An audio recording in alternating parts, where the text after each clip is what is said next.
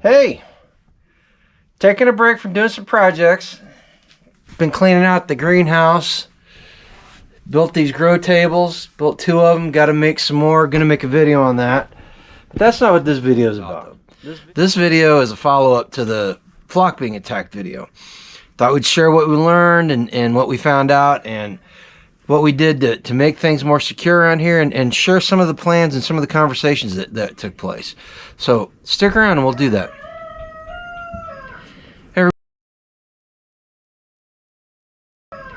Hey everybody, welcome back to Grumpy Acres.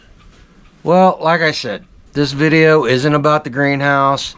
It's not about the grow tables, although I am going to do a video on this. I've got the cut list made, and I'm going to do a video show you guys how you can utilize some scrap wood or brand new wood for that matter, if you want, and build some really nice functional grow tables out of old barrels and 2x6s and 2x4s. But that's going to be after we get back from Self-Reliance Festival, though. So for anybody that's just coming in the conversation, let me get you caught up. So we had 3 consecutive days where we lost animals. First day we lost a baby goat. It just disappeared.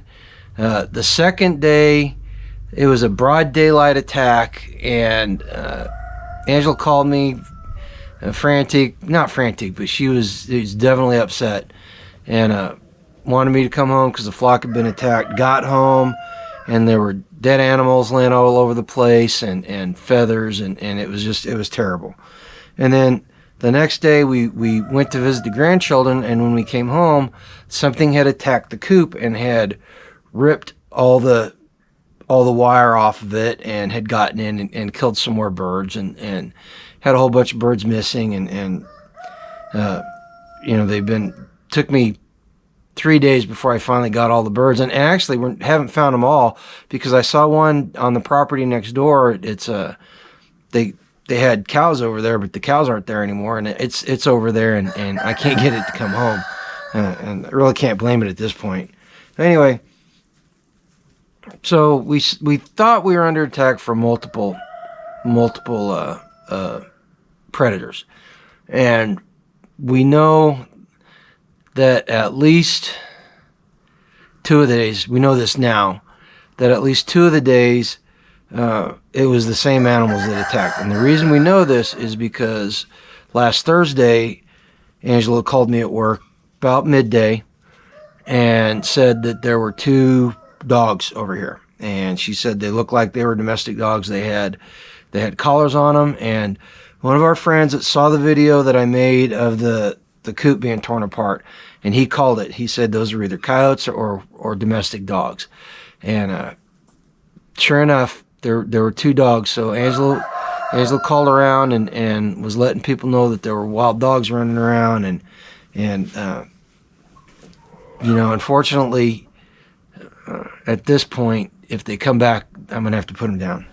You know, I hate to do that somebody's pets, but if they can't keep control of them and they're out killing people's birds and everything and goats, because they killed 2 baby goats. And we can't have that, you know, and unfortunately that's just the way of the world, you know. And so if you're watching this and you live out in the country and you don't keep your dogs in check and you don't have any idea where they're roaming off to, don't be surprised if you get angry neighbors, and don't be surprised if the dogs don't come home one day.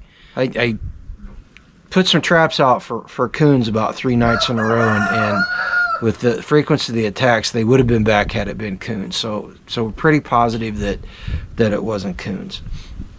All right, so the conversation came up.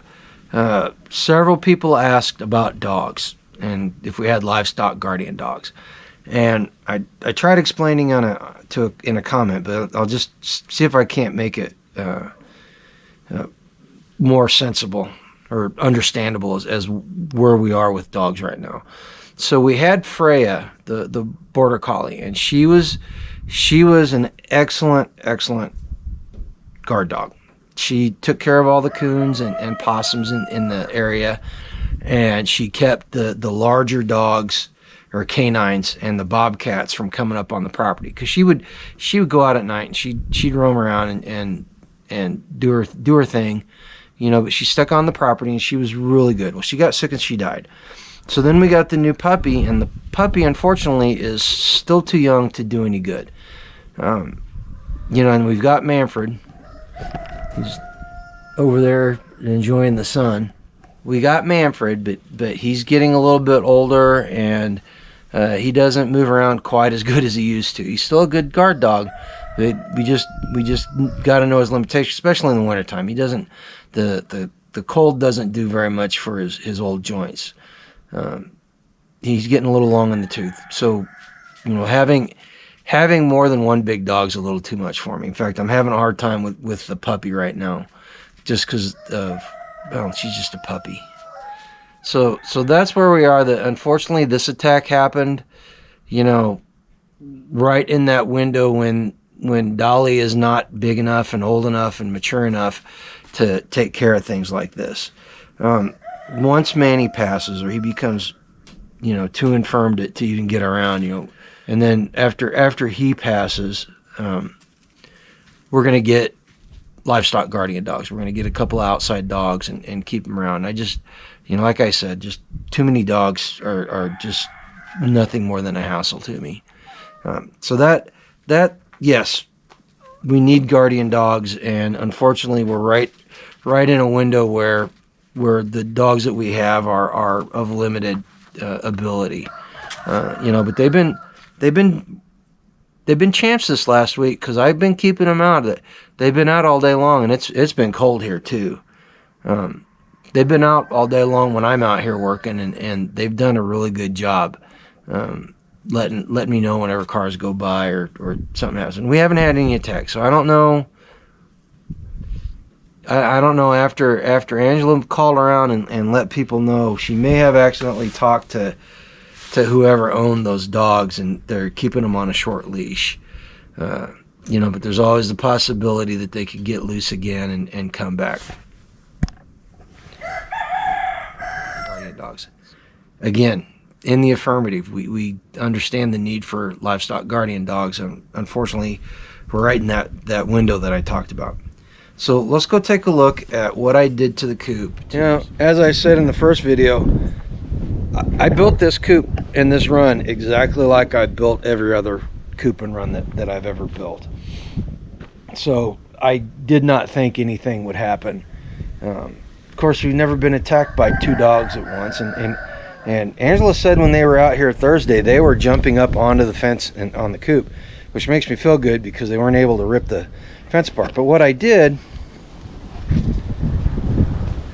took these furring strips and ripped them out of 2x4s, and I restapled all the wire up. Restapled all the wire, then I put these furring strips on the back of the wire, and I put them up top on the ends, because that's hard. And I didn't run any across the top here because I've got them on the outside. So they're on all these posts and on the ends. And those dogs were bouncing off this screen right there, and it didn't move the wire at all. So I feel pretty good about that. Now, another thing that I identified when, you know, talking with people about threats and all that, was the fact that coons find all kinds of unique ways to get into places. Somebody was telling me that they had a coon get in through a vent on a metal building. It ripped the vent off. So up here, I've been holding off on the soffits.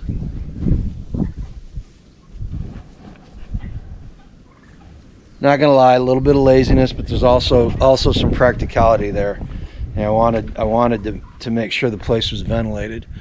But I'm gonna have to put the soffits in. So that's next on the radar to do for the coop itself. Now, while I was out here working, I also put a lot of the trim on to try to weather tight it. Had to put more trim up there. So just need to make it more weather tight. Now, one of the things we talked about, fortunately, one of our neighbors does fence for a living, and he was telling me about all the fencing we can put up. So we're talking about field fence all around the main part of the homestead. You know, up here where the animals are all the time. And running hot wire in combination with that field fence. But we're also putting a fence up right here around the little chicken run. Now this isn't going to keep out a determined predator, but what it will do, it will allow the chickens, because they're going to fly right up over the fence to get in and out, them and the turkeys both.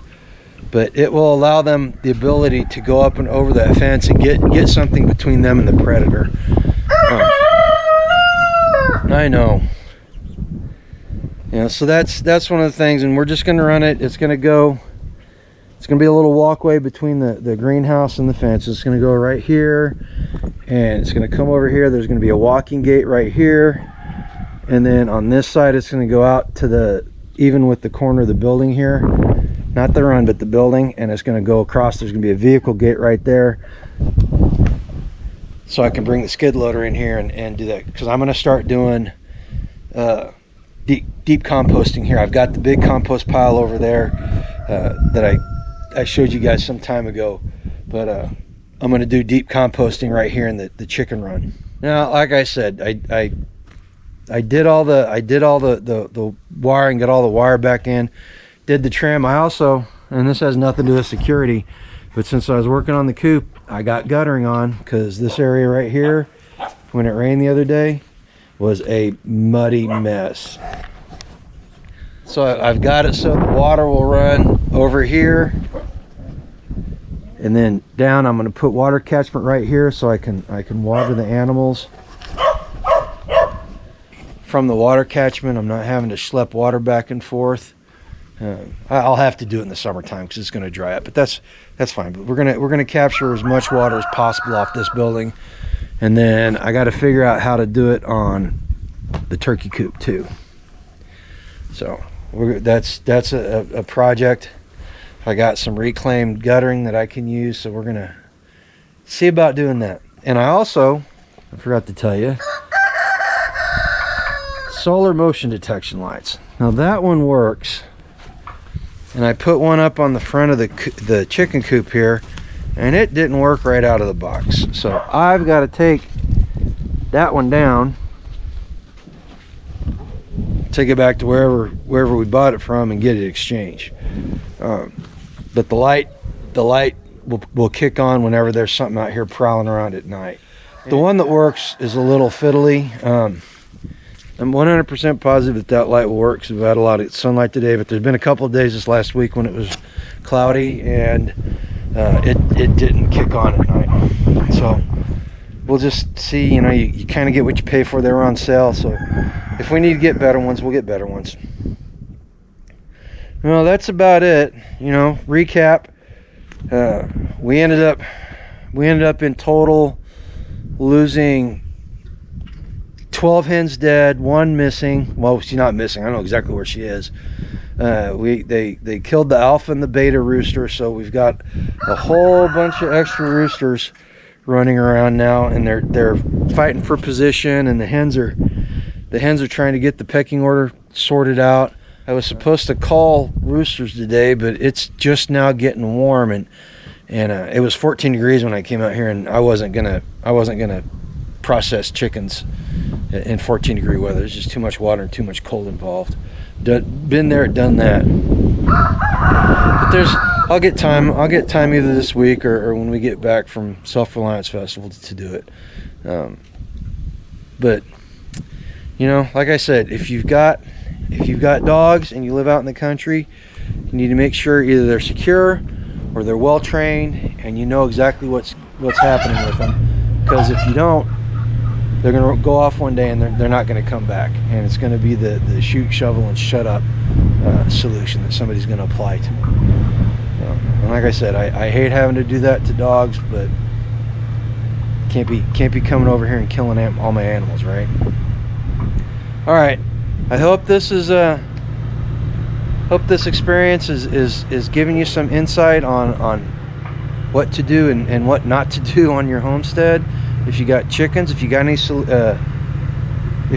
suggestions, go ahead and pop them in the comments down below. feel free to hit that notification bell too. Let you know whenever more videos come out. I kind of disconnected last week, and this is the first video I've made in a week, aside from our live stream the other day. And I got a lot done around here because I didn't have the time sync. But all right, folks, you guys keep your flock safe. Go pursue a life done free. Thanks, Milo.